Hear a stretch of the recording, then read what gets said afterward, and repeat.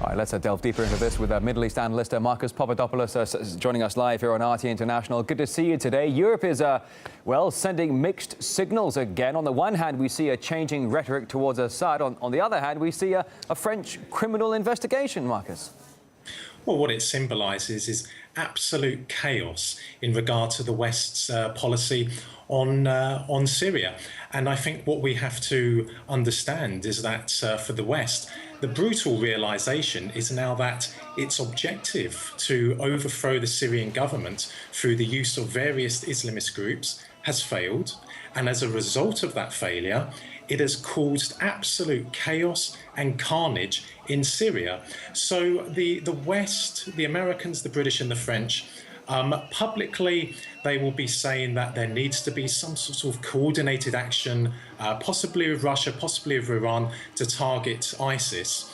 But on the other hand, they don't want to lose face, so they've got to keep to what they've been arguing since 2011.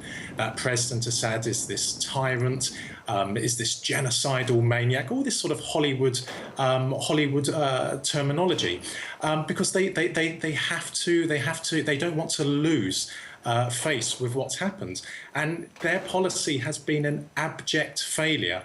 And Russia now has to step in and now has to clear up the mess that the West and its regional allies, Saudi Arabia, Qatar and Turkey, have caused in Syria. Now, Marcus, in the meantime, Russia's been accusing the US coalition of acting illegally in Syria. Well, one of the two reasons, because it didn't get any approval from the Syrian government, while Moscow is actually acting at the invitation of Damascus. What do you make of that?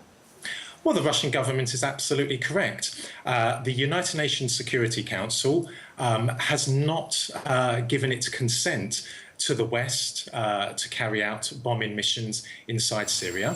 And secondly, the Syrian government did not give permission to the West to carry out bombing missions in its own country. So it is illegal. But, you know, I would make a far bigger point than even the legality side. For the last year, the Americans and its allies have been bombing ISIS in Syria. The irony is that it's the American actions in their regional and the actions of their regional allies that actually gave birth to ISIS in Syria. But, you know, that's another point. But for the last year, the Americans have failed abysmally to tackle ISIS. And what's the evidence of that? The territory inside Syria controlled by ISIS has grown, and most recently, of course, with the capture of Palmyra. Why have the Americans failed so abysmally to tackle ISIS through their bombing missions? Because they refuse to coordinate with the Syrian army. The Syrian army is the heart and soul in the fight against ISIS. Let me repeat that. The Syrian army is the heart and soul in the fight against ISIS. It is the most potent force fighting ISIS every day of the week in Syria. And that is why the West's campaign against ISIS has failed. And that is why, conversely, the Russian campaign, once that starts, will be far more effective. It will take a long time, but it will be far more effective because the Russians will be working in tandem with the Syrian army. The Russians will weaken ISIS positions via air missions, and the Syrian army, the ground forces, will go in and capitalize on that. So Russia now potentially getting involved in the skies over Syria. Marcus, there's been a storm of reaction in the media about today's announcement from Russian officials in the upper house here at Moscow. Let's have a quick listen to the reaction. Russia has been building up its military presence there. It'll have a couple of missile cruisers and some amphibious vessels. They're saying no troops on the ground or being sent into combat. They have got troops on the ground there. They've got 1,700 Marines. It's an example of Russia flexing its muscles, putting itself centre stage, trying to portray itself as a global power. It's an example of Russia flexing its muscles. Marcus, what do you think is going to be the main focus? First and foremost, Russian national security is at stake. Thousands of Russian citizens, thousands of citizens from the former Soviet republics of Central Asia have left to go and fight with ISIS.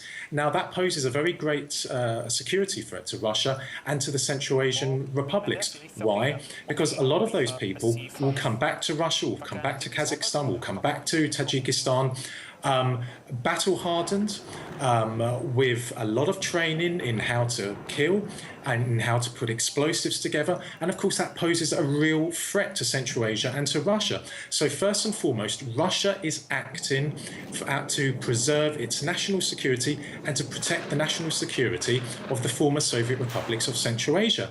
But secondly, someone has to clear up the mess that the West and its regional allies have made in Syria. The Americans are not going to do that because they don't want to fight with this. They don't want to coordinate with the Syrian army.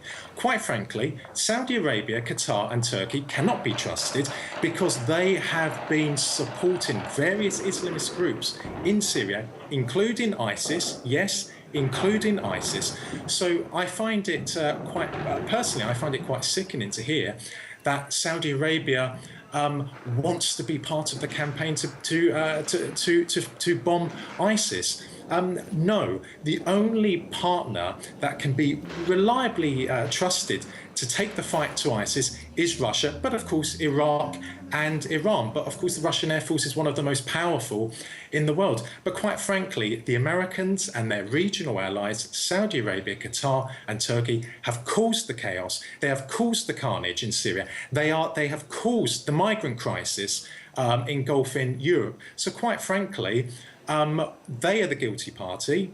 They have to stand aside, and it's down to Russia, a responsible country, abiding by international law, abiding by the United Nations Charter, to go in there and try and solve the problem. It's not going to happen overnight. It's going to happen it will take a long time.